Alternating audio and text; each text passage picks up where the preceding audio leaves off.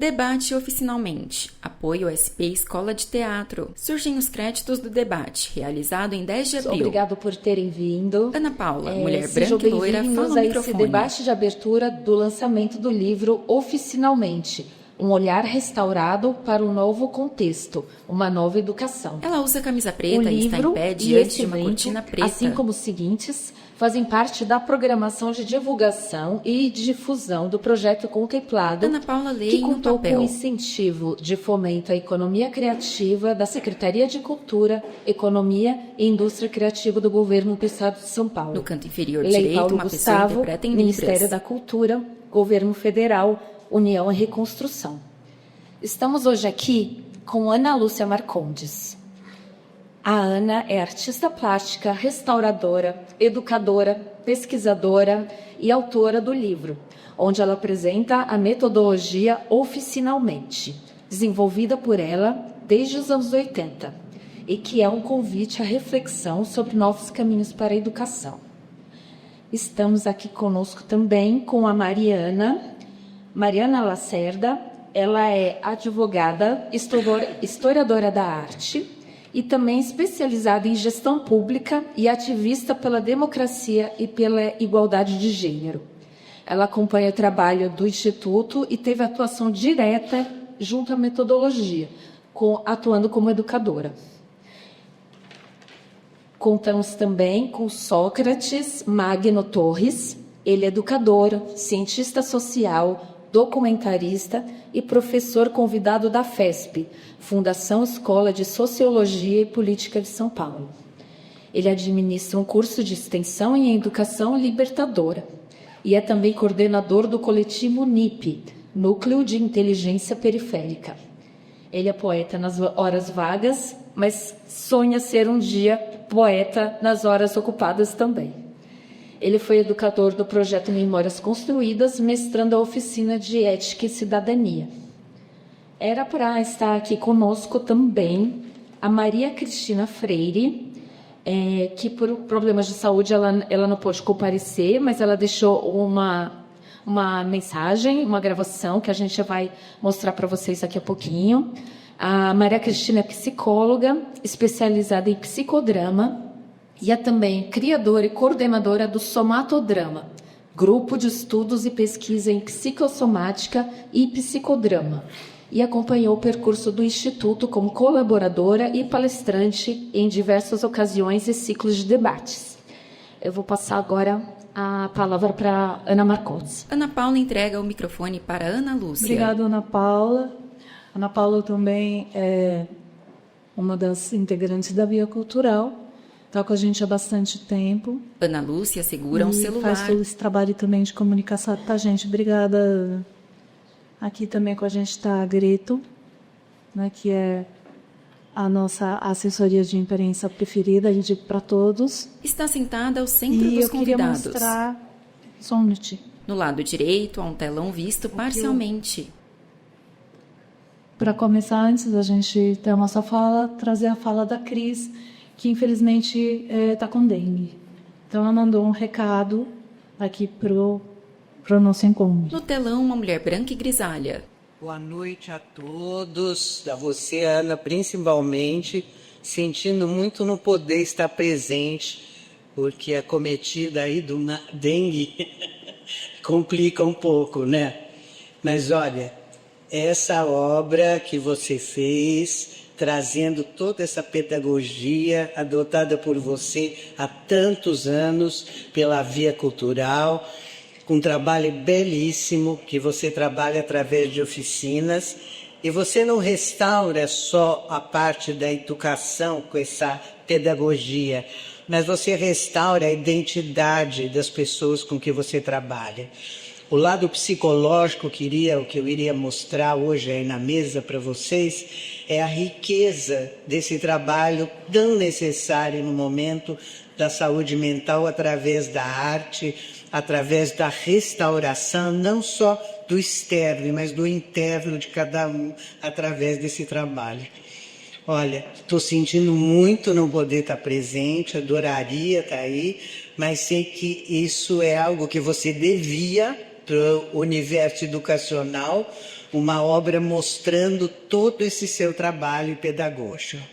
Fiquei encantada com aquilo que li e com o que vivi com você durante todos esses anos.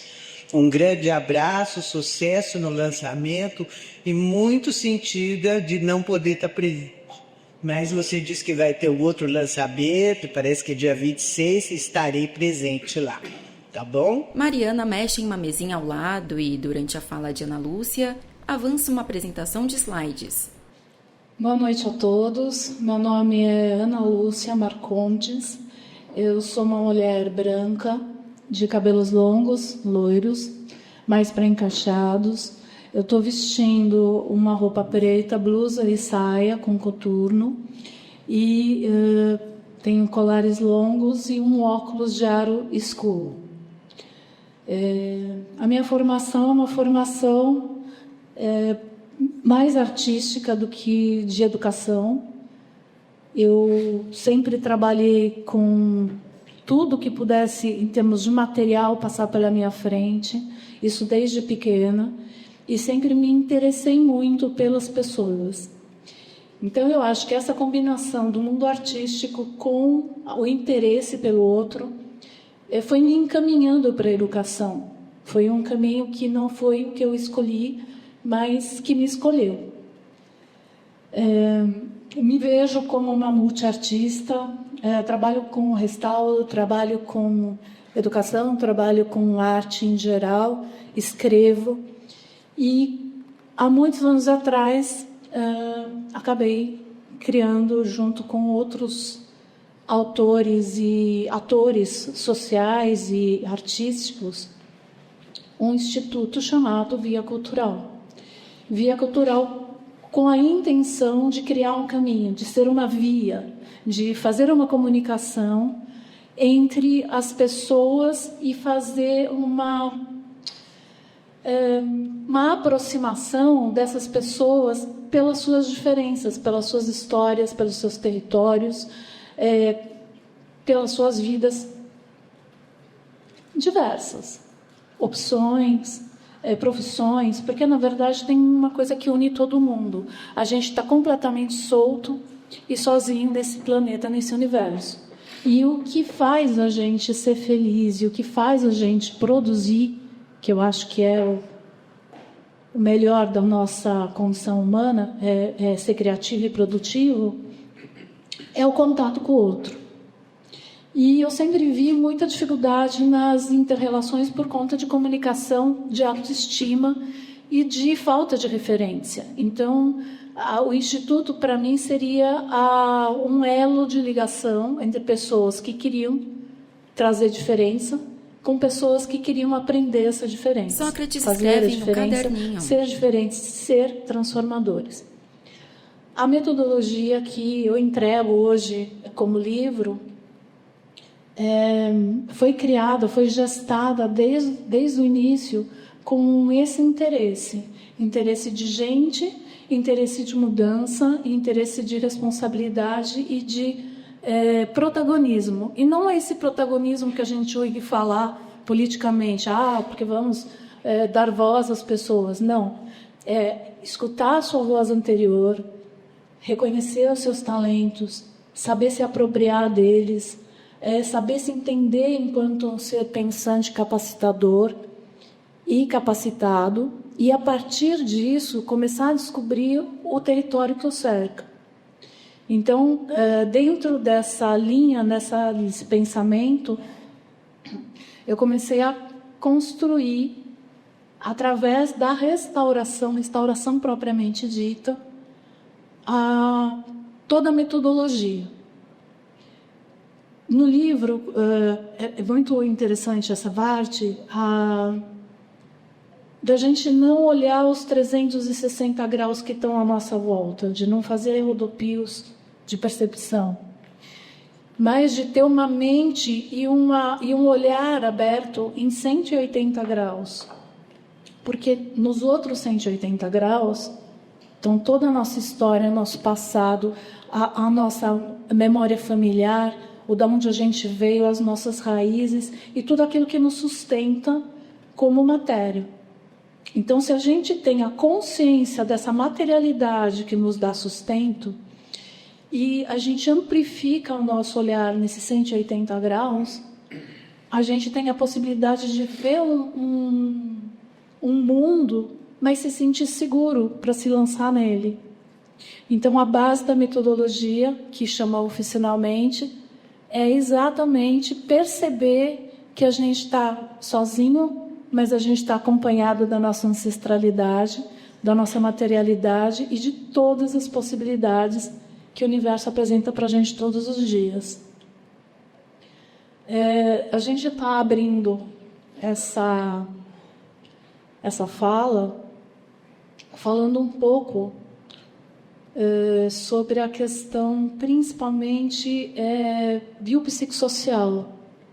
Eu vou deixar a Mari falar um pouco, e o Sócrates também, que estão aqui me acompanhando, mas, na sequência, o nosso debate vai ser sobre isso, sobre esse momento que a gente vive hoje e sobre a importância de uma metodologia que trabalha com tudo ao mesmo tempo, que, na verdade, constrói enquanto está sendo construída, revisita e está o tempo inteiro em movimento. Vou passar para a Mari. Mariana está à direita de Ana Lúcia. Bom, eu vou fazer minha audiodescrição primeiro. Eu sou uma mulher branca, de cabelos cacheados grisalho. Estou vestindo um vestido laranja e estou com um colar bem perto do pescoço, brincos pequenos, uns anéis. E eu acho que isso é a melhor apresentação que a gente pode fazer da gente mesmo. Eu brinco que eu detesto fazer apresentação de eu sou advogada, porque eu não sou nada disso, né? Eu estive advogada, eu estive educadora, eu estive nas políticas públicas e acho que a gente nunca é definido pelo que a gente faz, né? O que a gente não é o que a gente faz.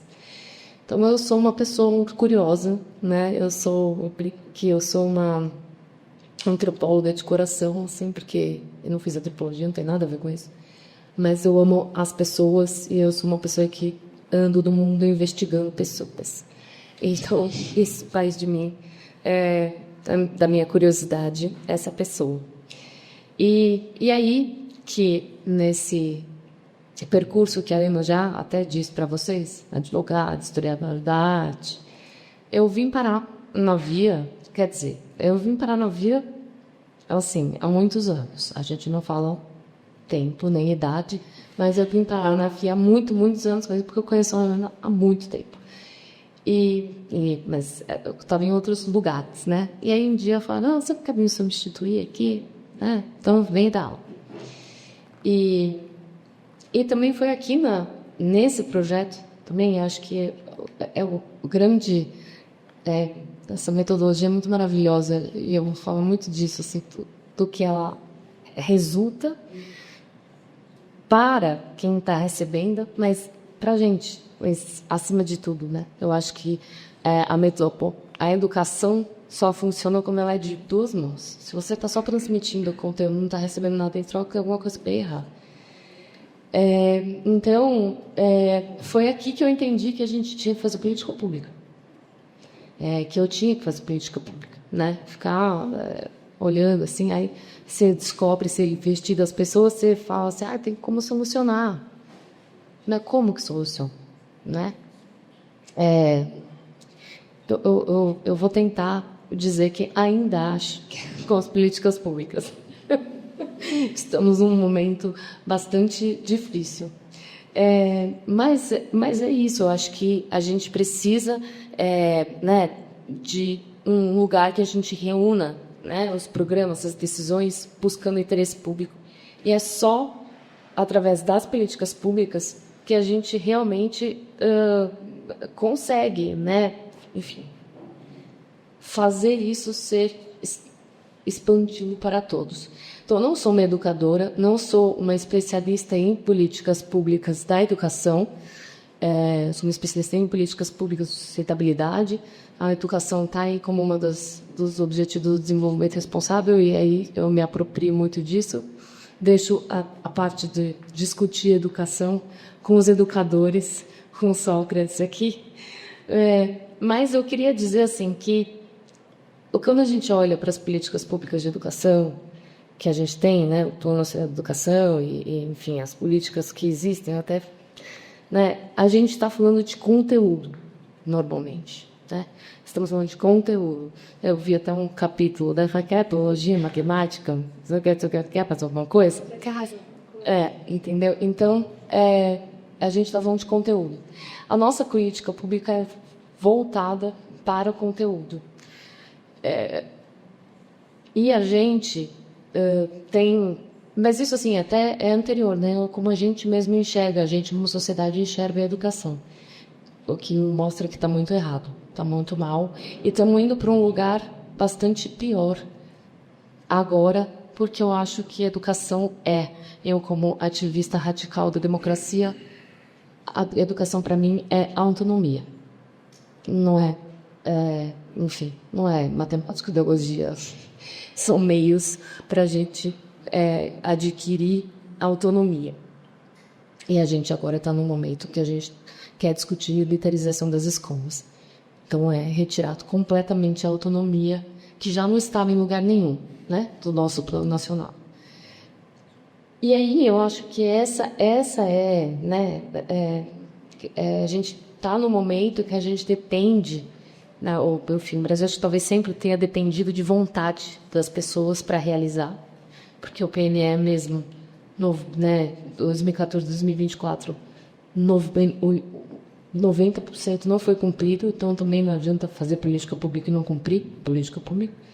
Isso eu acho também uma coisa, né, que a gente precisa também se apropriar das políticas públicas, nós como população, e isso vai daí um grande caminho de educação, que eu não vou entrar também nesse caso, mas de certa forma, como educadora de ética e cidadania... Só juntar com isso que exatamente a briga nossa é assim, somos apolíticos, tá? Totalmente apolíticos, e a gente só faz política.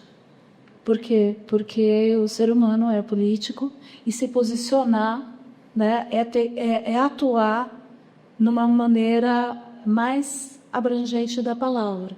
E você só se torna autônomo quando você se torna maker, quando você se apropria das ferramentas do seu corpo, da sua materialidade, e é isso que tem, né, a nossa população. Eu acho isso bastante uma conexão bastante importante, porque eu acho que essa é a grande, né, como eu vivi a metodologia. Eu não vou nem dizer em sala de aula, porque não é uma sala de aula, não é a sala de aula. Era sobre a autonomia. E eu queria até, assim, por conta disso, contar... Mariana põe o tablet no colo. Assim, que eu acho que é a importância dessa autonomia que emancipa, que dá perspectiva, que coloca as pessoas de fato no mundo, né? E o quanto essa metodologia é promotora disso, o quanto ela é importante e o quanto eu acho e quanto a gente está descompassado em relação a isso. Eu falei, separei 3 causos bem curtinhos que eu vivi no projeto para compartilhar com vocês. Bom, acho que aqui vocês têm uma linha do tempo da aula de ética e cidadania do processo. O Sócrates esteve nessa cadeira, eu estive nessa cadeira, hoje a Ana está nessa cadeira. Eu cheguei no projeto e eu dava aula de ética e cidadania. Era segunda-feira, primeiro horário. Num curso em que os meninos estavam lá fazendo restauro, então tinha aula de teatro, tinha aula de fotografia, maquete, pintura, e a pessoa dava aula de ética e cidadania no primeiro horário da segunda-feira. Eu estava fadada ao fracasso, evidentemente, assim, né? Tipo, eu tinha essa clareza. E uma das coisas que é muito difícil, inclusive, com eles, né? Eu peguei uma época em que a gente quase que exclusivamente recebia meninos da Fundação Casa. Então, tinha uma resistência ali deles, enfim, E aí, eu que não sou educadora, não fiz pedagogia, né? Fiquei ali tentando criar estratégias para lidar com as resistências e com os meninos. Então, assim, na minha aula eu não deixava eles escreverem, não tinha nem lápis nem caneta, porque tudo virava aviãozinho e desenho de palhaço. Então, para não dizer de outras coisas também. Então, eu falo assim, vocês têm que participar da aula, que é uma roda de conversa. E aí, obviamente, tinha uma resistência brutal, assim, que não pode mostrar que está engajado na aula, que o outro não pode ver, porque a gente tem que manter a forma de mal, enfim. Então, eu falei, bom, ser bem deleuziano aqui. Não quer assistir a aula, não quer participar, peita, bota o cabeça para baixo. Mas fazer outra coisa você não vai. Só não ronca, né? Só não ronca. Só não ronca. Mas, enfim. E aí eu descobri que eles com a cabeça para baixo, eles participavam. Eu falava, quem lê o jornal hoje? Aí, Mariana baixa a cabeça e ergue a mão. E por quê? Porque os outros não estavam vendo que eles estavam participando. Né? Então, daí eu falei, nossa, uma coisa assim, aí de repente a conversa engrenava, e daí as cabecinhas levantavam, umas sim, outras não, e a gente discutia um assunto, num dia, enfim, um assunto, no outro assunto disputava outros meninos. E eu sei que a supervisora do SESC odiava a minha aula, e ela falou várias vezes lá que a minha aula era ruim, porque os meninos estavam dormindo na minha aula, e eu não oferecia, né? Então, assim, ao invés de descompasso, né? Porque enquanto isso, né, o segundo caos, logo que eu cheguei, tinha um menino lá que ele me chamava de senhora sua chata. O Roberto vai lembrar. E ele me chamava de senhora sua chata. E ele falava, senhora sua chata, essa aula é muito chata, tudo era muito chato. E eles só me chamavam de chata, tudo era um saco. E ele não falava nada com nada.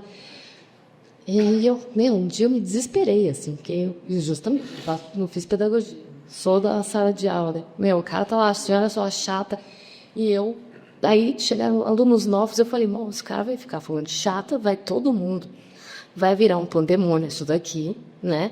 Eu preciso ter, e que autoridade é essa? Qual é o meu lugar de autoridade? Então, eu comecei a falar assim, você que acha chato, olha, ele que é chato. Não deu certo, a senhora é só chata, Deu uma hora que eu falei assim, o Renato quer que vocês achem a aula chata. Porque ele quer ter aula só para ele. E pensa que eu não percebo, que ele é o único, o primeiro que chega, é o último que vai embora.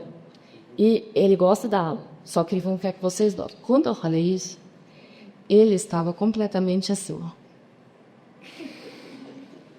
Desgraçado. Desgraçado. Desse dia em diante, esse menino participava ativamente, loucamente, de todas as aulas. E a gente levou ele em uma exposição do Picasso, no CCBB. E ele corria pela exposição. Uma hora botou os dedos nas crafundas do Picasso e eu fiquei histérica, morrendo de medo. E ele falava, olha aqui, o touro. Era a tauromaquia, né, do Picasso. E ele, era o touro aqui, o cara, e ele começou a me contar o que estava acontecendo nos quadros. E aí um dia ele sumiu. E um dia ele voltou para falar assim, não, mas hoje eu trabalho, eu não vou continuar o curso. Hoje eu trabalho, passei aqui só para tomar um café. E foi uma das coisas mais incríveis, assim, eu acho que eu vivi. Porque, e o porquê, para contar um pouco o terceiro caso, que assim, lá com eles, dando aula de ética e cidadania, a gente discutiu de tudo, e acho que as pessoas têm um pouco de medo da autonomia. Um dia a gente leu e discutiu todos os planos de governo dos candidatos a prefeito. E aí eu falei, em quem vocês votam? Eles votaram no, sei lá, no cara do PCO, né? Porque a gente, você fica ali, e é isso mesmo, então eles votam no PCO e está tudo bem, né? Essa é a autonomia, e daí a gente vai discutir depois. Por que o João do Pico não era o melhor candidato no prefeito de São Paulo, mas para eles que leram um determinado tema do plano de governo, eles entenderam aquilo e eles acharam que aquilo era... Porque eles tinham uma dificuldade muito grande de enxergar futuro. Porque muitos desses meninos não chegam aos 25 anos, né? E eu perguntava o que você quer ser quando crescer, e não tem, tipo assim, que pergunta é essa? Eu não consigo imaginar, né? Então, às vezes falava uma piada, porque um falava, eu quero ser pedreiro, porque meu avô era pedreiro, não sei o que, aí os caras tiravam sarra, quem que quer ser pedreiro? Eles mesmo. Quem que quer ser pedreiro? E isso é importante. Fazer uma parte aqui, eu lembro dessa aula, porque como restauro, ele é muito baseado, principalmente o restauro de arquitetura, na mão de obra, né, que vai trabalhar com as estruturas. Então, a gente falava assim, gente, é tão importante saber fazer uma massa bem feita, porque essa massa aqui não vai deixar o prédio cair. É tão importante saber colocar uma parede de pé, porque essa parede é a que construiu a cidade. As pessoas que fazem isso têm um valor enorme. Quem tem alguém na família que foi pedreiro ou que é pedreiro? Quem tem um pai, um tio? Porque são referências que, quando vocês andarem pelas ruas, vocês vão ver milhares de mãos construindo essa cidade. Senão a gente não ia ter cidade. Né? E aí a gente construía essa narrativa, né, que alinhava as perspectivas com as memórias, com as sensações, com as possibilidades da onde eles vinham. Quer dizer, que é totalmente contra o que a escola faz. Porque a gente sai da tribo, né, que os pais ensinam os filhos, né, os antigos, os anciões tomam conta das crianças. E aí a gente vai para uma escola, porque a tribo cresceu, né, o grupo social cresceu, né, então tem mais funções, e se cria uma instituição para que algumas pessoas sejam o porta-voz da educação. Dali para frente danou tudo. Porque a gente tem a escola oficial, a gente tem a escola que fala que você tem que ser igual ao outro, que você tem que ter 9 em matemática, que você tem que ir vestido não sei de que jeito. E acabou, porque não tem mais pessoas, não tem mais memória, não tem mais ancestralidade, não tem mais significado, e você não sabe a importância de um pedreiro, de um cozinheiro, de um vadeiro, enfim, de uma pessoa que está trabalhando o tempo inteiro dentro de um estado que não se vê, né, um estado, né, que tem a sua política e que não mostra, que não dá mais valia, e aí você começa a se afastar disso tudo. Chega uma hora que nada faz sentido. E assim, é muito também. E aí também às vezes tem uma visão muito interesse, né? Você sai da escola, porque você tem que fazer escola, saco. E como na quebrada, ali onde eles estão, o que dá dinheiro é ser cabeleireiro? Sim. Nada. Cara, ser cabeleireiro. Eu não quero ficar aqui. Quero fazer. Eu só quero ser cabeleireiro. Eu ouvia muito isso quando eles estavam bravos que eu tinha mandado eles pro nosso curso. E aí, em 2 segundos mudava, né? Mas era isso, eu quero ser cabeleireiro. Mas o que eu estava contando era muito difícil de tirar deles uma fala, né? De futuro. E aí, nessa aula, enfim, passaram umas. E teve uma vez que a gente estava fazendo um exercício e a gente estava discutindo o próprio fazer, restauro, o que estão. E aí, um dos meninos falou para mim: Nossa, eu vou recolher tudo o que me encontrar no lixo, né? E aí eu arruino e vou vender. E eu falei, cara, esse menino conseguiu enxergar uma perspectiva e um negócio, até aqui de dentro, assim, né? Não que a gente quisesse que todo mundo virasse sucateiro, restaurador de banquinho quebrado, mas e esse menino falou, eu faria isso. Saindo daqui, eu faria isso. E isso para mim, assim, foi muito assim, eu falei, então é possível que eles construam as perspectivas deles mesmos aqui dentro, né? Com que, então assim, supervisora feliz do SESC ou não, os meninos muitos falavam que eles adoravam a minha aula. Então, para quem estava fadado ao fracasso, ter a aula de ética e cidadania, muitas vezes como a principal e a mais querida, para mim, eu acho, e acho que a Ana também sabe disso, mas eu acho que é um dos maiores sucessos da minha vida. Minha passagem pela oficina, porque é isso. E a gente aprende também que política pública é muito importante, e eu vou sempre bater nessa tecla para que isso seja universal, para que, meu sonho utópico é que isso seja universal, essa seja a educação que a política pública abrace e que a gente transforme, as coisas dessa forma. Mas também é importante as microtransformações e o trabalho que as pessoas fazem, como a Via Cultural e tantas outras entidades do terceiro setor, que não fazem política pública só pelo fato de que isso aqui não vira política institucional, mas são as pessoas que efetivamente... E se a gente tiver mudado um Renato, sei lá, talvez a gente já tenha feito a nossa parte, Então, é isso. Esses são meus 15 minutos de apresentação entre as experiências, mas estamos aqui para o debate. Obrigada, Mari.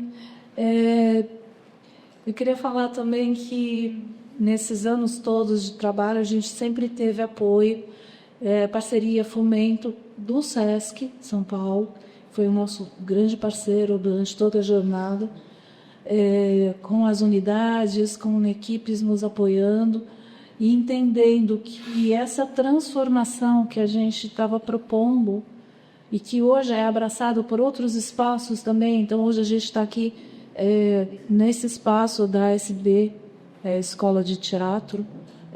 A gente está nas bibliotecas, a gente vai para a Casa de Cultura, a gente está no Centro Cultural. Quer dizer, a gente está indo para outros lugares, são por dois motivos. O primeiro, para poder realmente transitar em diversos lugares com diversos públicos. E, em segundo, porque a política pública, ela se faz na rua, se faz na convivência. E essa troca, a gente sempre entendeu que era uma coisa muito importante, que vem do nome, que eu falei, Via Cultural, que são lugares que você leva e traz conhecimento. Porque, como a Mariana falou muito bem, a cada semestre a gente se reentende, a gente se revisita com as pessoas com quem a gente convive, que a gente faz contato, porque a percepção de pessoas diferentes trazem olhares diferentes para a metodologia. Então, ela vai se reorganizando e crescendo a cada ano. A gente hoje está fazendo 20 anos, não hoje, mas assim, esse ano, a gente está fazendo 20 anos de trabalho. O livro ele traz um pouco do tanto que a gente passou de lugares e do quanto a gente aprendeu também com todos os alunos. E uma das coisas que eu acho que foi muito bacana e que daí acho que é o gancho aqui para o Sócrates, a convivência de públicos diferentes, de regiões diferentes da cidade e de situações diferentes também, sejam elas econômicas, sociais, psicológicas, que fez o sucesso do projeto. Por quê?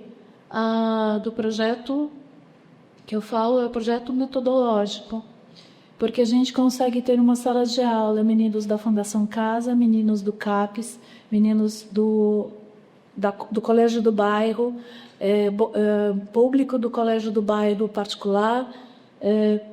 Uma coisa que é muito legal também, a gente não tem um professor na sala de aula, a gente tem uma dupla de educadores e mais um monitor e mais um assistente social, no caso do que a gente tem visto hoje, uma psicóloga. E tudo que a gente cria de uma forma horizontal, na conversa. E aí eu queria apresentar aqui o nosso educador social e parceiro e colega de trabalho, Sócrates Magno Torres. Sócrates está à esquerda de Ana Muito Lúcia. obrigado pelo convite. Boa noite a todas, a todos.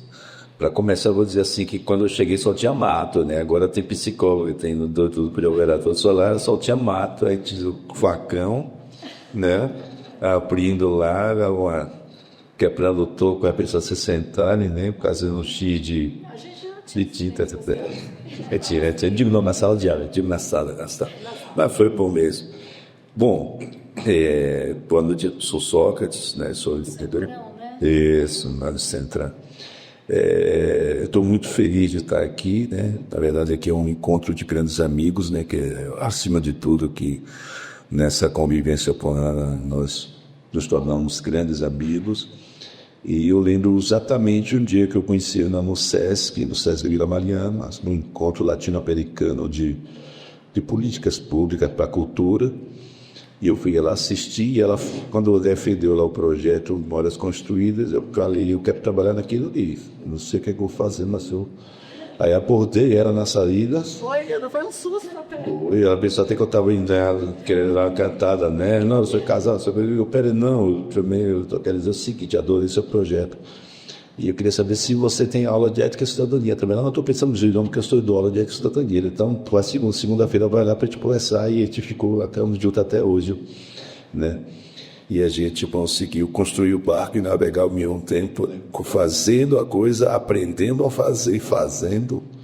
Então, eu digo que já fiz várias coisas antes e depois, né? De universidade, né?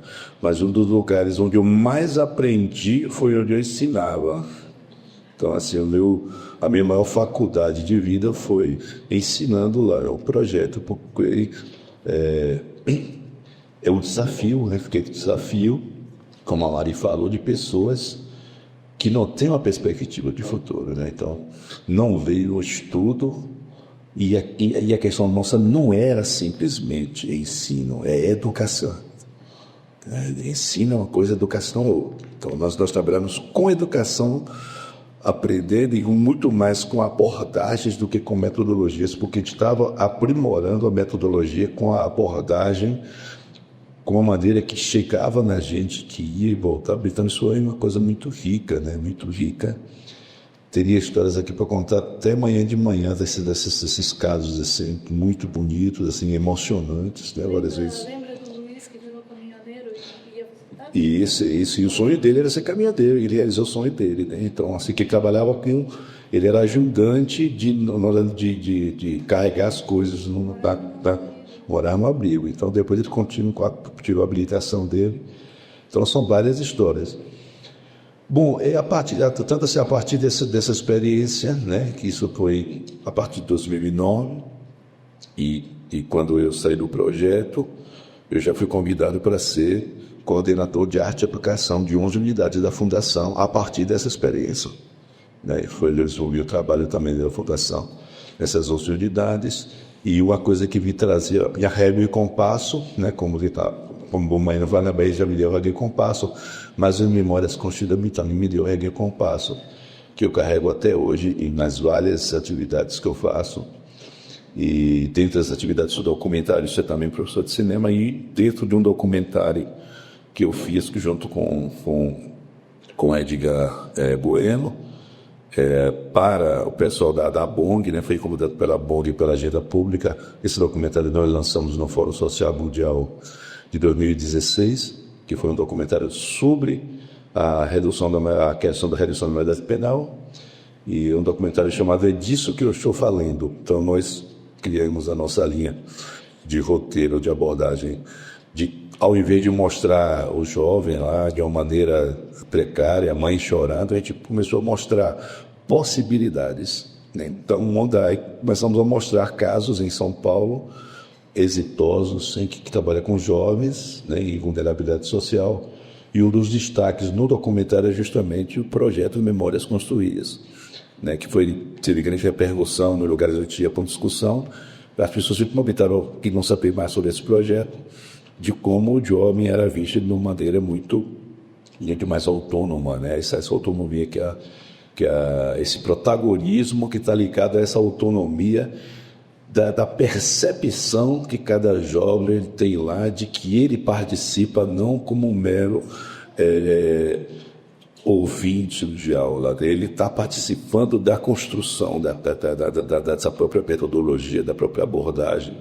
Então ele se sente que a gente não chega lá com um pacote, né, fechado, ele tem que aceitar aquilo. Então, e isso é uma coisa que tem muito o caráter da ANO, né? Tem assim, você tem a sua competência, né, que é indiscutível, dentro do que você se propõe a fazer, mas tem muito do seu caráter, né, da sua generosidade. Acho que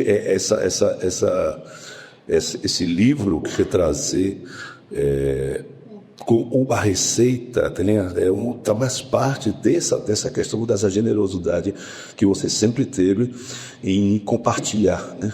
Compartilhar o conhecimento, construir conhecimento junto, né? Nós tivemos diversas oportunidades de estarmos fora de sala de aula, talvez na mesa do bar, às vezes na sua casa, e muitas vezes nós construímos coisas, né? Vou interromper para ajudar ele a construir também a sua audiodescrição, percepção, né?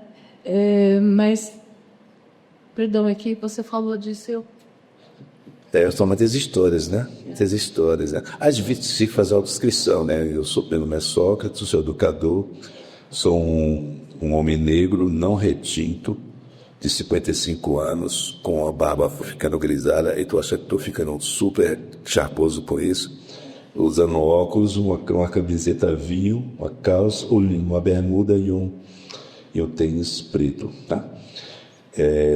Então, assim, essa sensação, né, da maneira que a Mari colocou, que esse jovem tinha e tem nesse lugar, é essa sensação que nós temos como co-criadores. E isso é a base do que a gente entende como autonomia, né? Autonomia é saber que você está em um lugar que você pode, não só pode, no caso da Ana, é estimulado, né? Nós fomos muito estimulados a nossa criatividade, a nossa sensibilidade, e essa sensibilidade que nos dá o olhar crítico, né? E esse olhar crítico não é diferente do olhar poético, né? Esse olhar amoroso é o olhar, né, como Freire traz, é essa questão de você olhar além, esse olhar além, olhar com profundidade, com sensibilidade, com poesia, é o que nos traz a capacidade de um olhar crítico também, acerca da nossa visão de mundo, acerca de nossa capacidade de relacionar causas e efeitos, de pensar a longo prazo, né? Então, nós conseguimos analisar a nossa conjuntura e imaginar e projetar ou até vaticinar o que vai vir pela nossa capacidade, nossa sensibilidade, né? Então,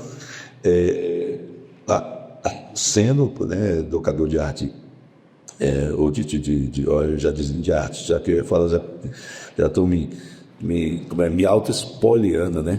Que eu falo justamente, eu sou um professor, um educador de arte e cidadania, ao estar em contato com o projeto, eu comecei a me sentir artista também, né? Eu comecei a sentir essa sensibilidade do artista de produzir coisas, e produzir também, produzo cinema, produzo literatura, produzo poesia, mas muito a partir dessa sensibilidade, né? E eu acredito muito que trazer esse livro, trazer essa publicação disponibilizada, né? Disponibilizar, está disponibilizando, não muito, desde que eu lhe conheço você pensa nisso, você fala nisso o tempo todo, e eu ficava me perguntando, cadê, e estou vendo aqui, né? Que essa daqui ela dorme para sonhar e acorda já para realizar, né? Não tem negócio do dia, não vai? Então, assim, disponibilizar, né, esse trabalho, né, que tem uma boniteza, mas tem uma coisa árdua, né, uma coisa de arado, né, que é 20 anos nessa construção, e está em aberto ainda, né, porque ele tem muita coisa, né, assim, para se fazer. Então, eu fico feliz, né, de estar aqui com você, de continuar na nossa vida por muito tempo, e saber que tem participação nossa, isso tem coração, tem mente, tem palavras, né? Tem afetos, né? Profundos afetos, né? Dentro dessa publicação. Então, essa publicação era essencialmente a publicação afetiva. Eu acho que tudo que foi construído, na verdade, foi construído com todo mundo. Na verdade, eu catalisei, eu tinha um desejo, eu catalisei isso e coloquei várias pessoas que estavam dispostas para exercitar esse poder, porque é uma questão de poder. Eu acredito muito no potencial. A gente tem tudo dentro da gente e a gente só precisa acreditar e canalizar.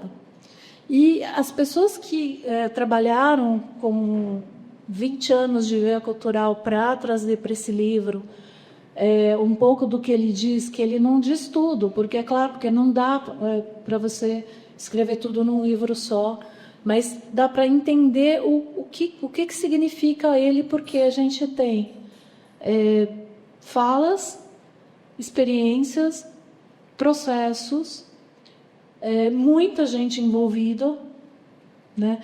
Tanto de um lado quanto do outro, tanto na parte das equipes e das pessoas que propuseram-se a estar no processo, como nos educadores, e isso é fato mesmo. A gente brigou muito, muito, durante todo o processo, nas reuniões pedagógicas, no que a gente podia fazer, no que a gente queria fazer a mais, daquilo que a gente era impedido de fazer, e como era difícil trabalhar em certas situações em que a gente não podia, a gente sabia que a gente não podia falar o que a gente achava, fazer o que a gente queria e mudar as coisas do jeito que a gente estava se propondo a mudar.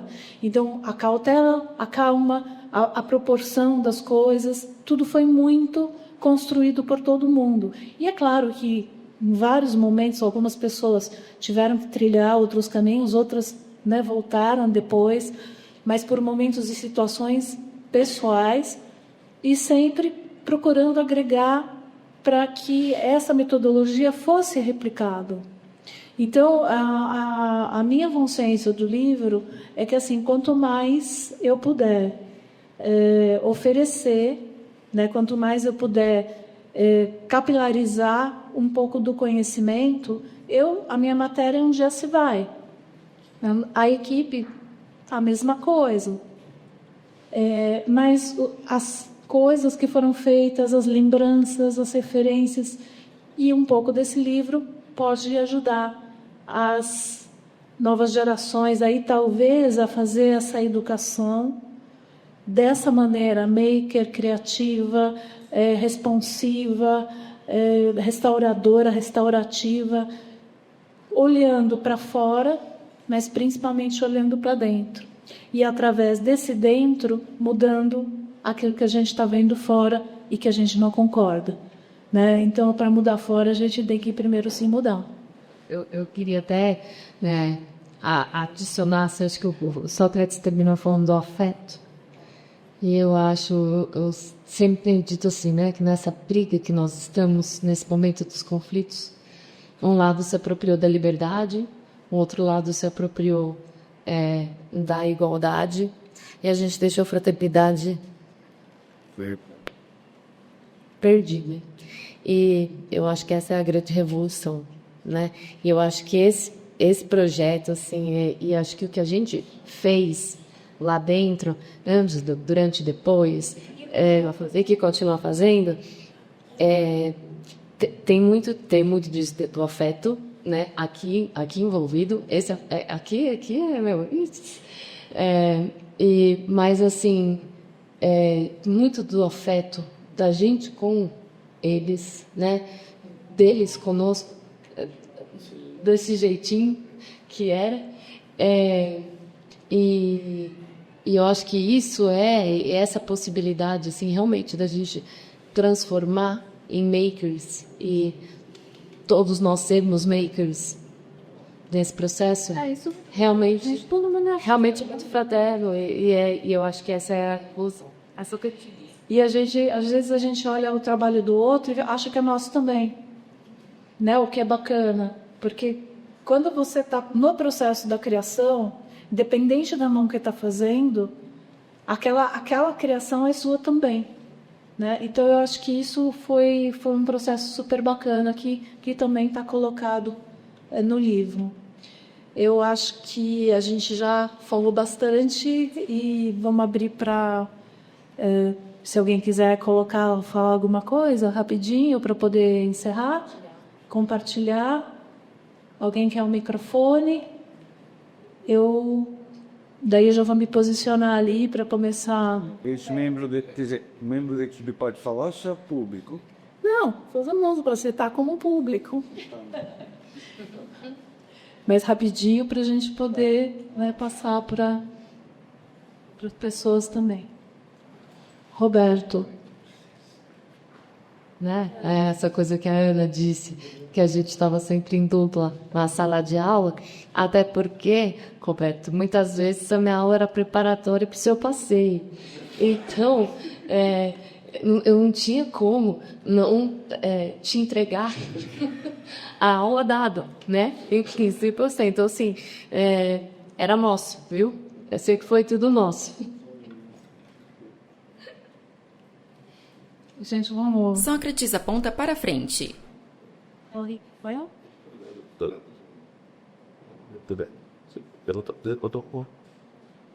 Alguém quer falar alguma coisa rapidinha? Você quer ter Então, você aí.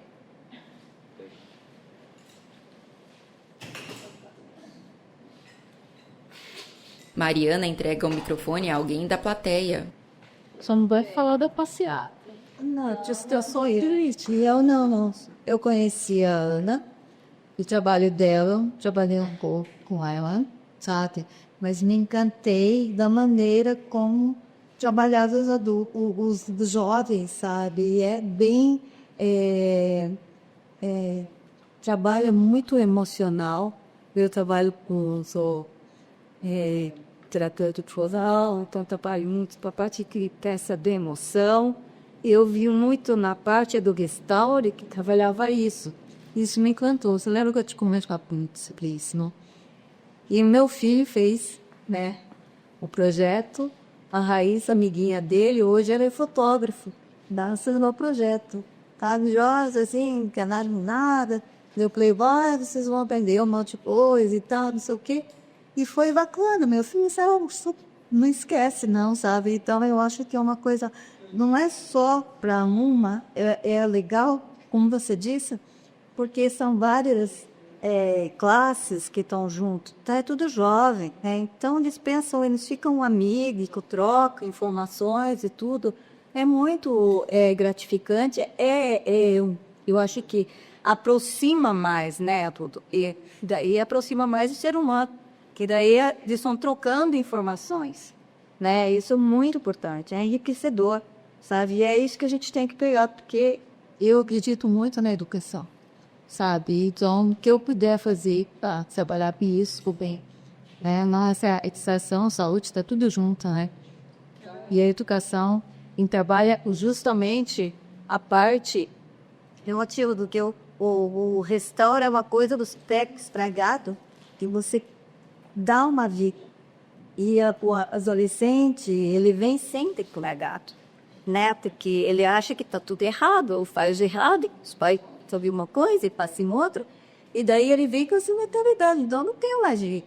Olha para tudo isso, sabe? Então não tem mais jeito. Como tem mais jeito, está vivo, sabe? Enquanto tem vida, você pode dar, né? Então eu acredito muito nisso. Sabe, o que precisar de mim, eu estou aqui. Obrigada. Antes da gente encerrar, eu também queria dar uma palavrinha, porque também... Ana Paula fica ao lado de Mariana.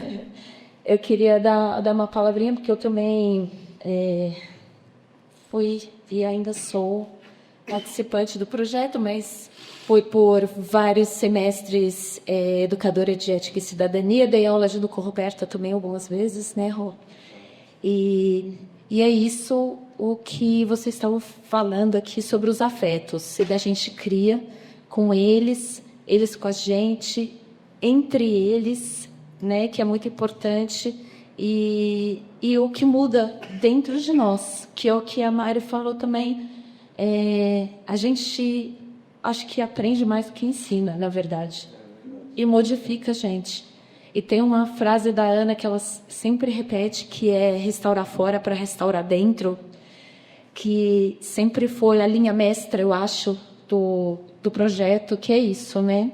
A gente tem que... Sim, sim. Nós trabalhamos também com adultos, inclusive eu fui aluna do projeto antes de ser educadora. E foi assim, depois, já é spoiler, vou estar no workshop dia 26, estejam lá, e falaremos um pouquinho mais sobre o nosso papel como educadores, mas assim, eu quis muito trabalhar no projeto.